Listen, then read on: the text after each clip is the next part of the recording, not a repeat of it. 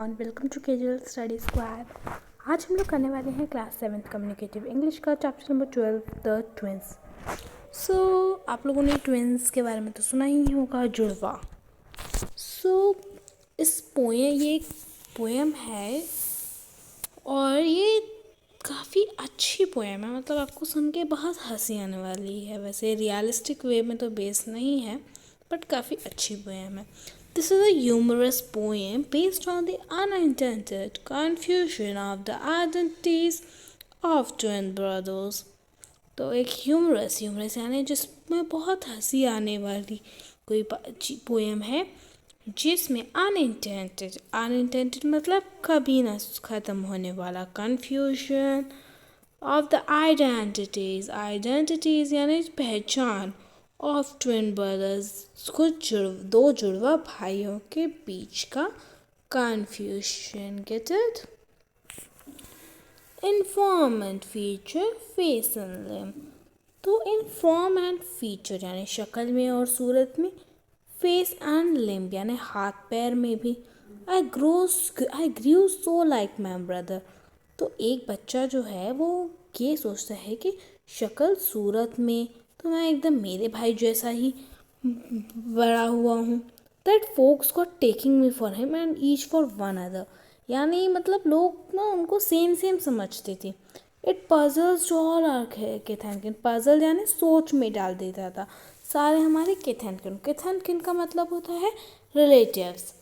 It reached a fearful pitch. ये बहुत ही ज़्यादा एक फियरफुल पिच, एक ड्रेडफुल एंड भी होता था। पर one of us was born a twin. हम दोनों में से कोई एक ट्विन था, यानी एक की दूसरे मतलब जो पोएट है वो कह रहा था, सपोज दिस इज हमारा पोएट है, उन्होंने कहा कि मतलब यहाँ तो पोएट या फिर उनका ब्रदर दोनों में से कोई एक किसी की कॉपी है। Okay, yet not a soul new which. हमारी आत्माओं को भी नहीं पता है इस बारे में। ठीक है, अब मैं आपको पूरे पैराग्राफ का मतलब एक बार हिंदी में समझा देती हूँ। शक्ल और सूरत में, हाथ पैर में तो मैं एकदम मेरे भाई जैसा बड़ा हुआ हूँ। ऐसे फोक्स बनते रहते थे कि हम दोनों एक जैसे दिखते हैं।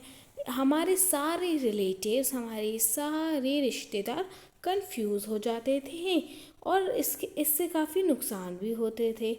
हम दोनों में से कोई एक दूसरे की कॉपी हुआ था, हमारी आत्माओं को भी नहीं पता। One day to make the matter verse.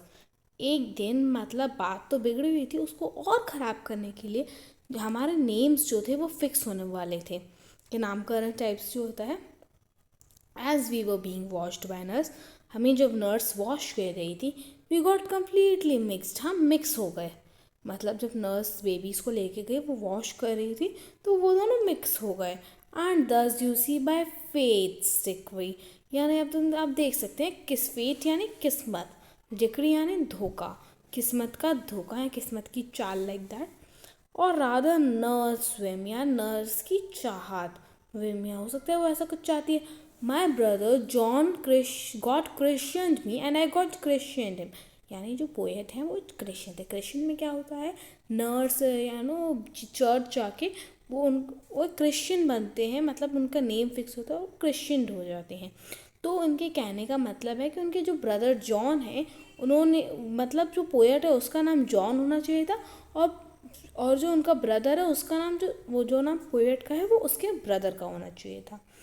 This fatal likeness even dost. इस फेटल लाइकनेस मतलब एक जैसे दिखने वाली लाइकनेस की वजह से काफ़ी परेशानी भी होती थी। My footsteps when at school, जब मैं स्कूल जाता था, and I was always getting flogged, हमेशा मुझे मार पड़ती थी। For John turn out of fool, क्योंकि जॉन यानी जो इनका ब्रदर है वो बहुत बड़ा फूल है। I put this question fruitlessly, मैं हमेशा ये क्वेश्चन पुट अप करता था to every one I knew, what would you do if you were me to prove that you were you. मैं हर किसी से पूछता था कि तुम क्या करते अगर तुम मेरी जगह होते, और तुम ये कैसे बताते कि तुम हो।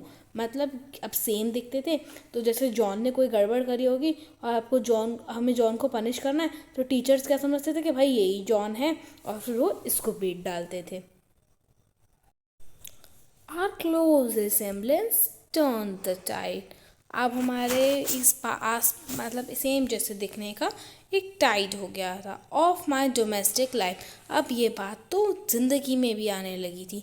For somehow my intended bride का मतलब यहाँ पे है जिस ब्राइड को वो प्रपोज कर चुका था, बिकेम माई ब्रदर्स वाइफ। उसको उस ब्राइड को लगा कि ये मेरा होने वाला हस्बैंड है, और वो गलती से जॉन की वाइफ बन गई। In fact year after year the same, सालों साल यही चलता रहा। एब्सर्ड मिस्टेक वेंट्स ऑन, इसी तरीके की मिस्टेक्स होती नहीं। And when I died the neighbours came and buried brother John. और जब मैं मरा तो नेबर्स ने जॉन को दफना दिया। ऐसा तो होता नहीं, जो मरेगा उसी को ही तो दफनाया जाएगा, लेकिन यहाँ पे आपको हंसाने के लिए बस एक नॉर्मल सी पोएम की है, बट काफ़ी अच्छी पोएम है। और इसके राइटर जो हैं हेनरी सैम्ब्रोक ले हैं। ओके, काफ़ी अच्छी पोएम थी। आपको वीडियो कैसी लगी ज़रूर बताइएगा। और यहाँ पे मैंने लिखा है राइमिंग स्कीम और एलिट्रेशन, ये फिगर्स ऑफ स्पीच का पार्ट है। अगर आप लोग चाहें तो आप कमेंट बॉक्स में मेंशन कर सकते हैं अगर आपको इसके बेस पे वीडियो चाहिए। और पहले मैं आपको एलिट्रेशन का मतलब बता देती हूँ। लाइक कोई पैराग्राफ होता है ना, तो उसमें जैसे सेम वर्ड्स जो बार बार आ रहे हैं, जैसे एफ बार बार, फॉर्म का एफ, फीचर का एफ, फेस का एफ, तो ये बार बार है, इसको हम एलिट्रेशन कहेंगे। अब राइमिंग स्कीम कुछ इस तरीके की होती है, जो राइमिंग स्कीम आपके फर्स्ट पैराग्राफ में होगी ना, वही राइमिंग स्कीम आपके बाकी के सारे पैराग्राफ्स में होगी। तो इसमें क्या हुआ हमारा, लाइक देखिए, लिम्ब ए, ब्रदर बी। अब यहाँ पे लिम्ब का राइमिंग वर्ड हिम हो गया, तो हमारा क्या हो गया, ये फिर से ए लिख देंगे हम। ब्रदर का अनदर, तो यहाँ पे बी आ गया। अब सी का किन, ये डी पिच हो गया। किन का ट्विन हो जाता है, तो ये हमारा सी हो गया दोबारा। और ये पिच का विच, तो ये हमारा डी हो गया। Get it?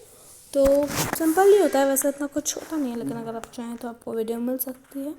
सो मिलते हैं आपसे अगली वीडियो में।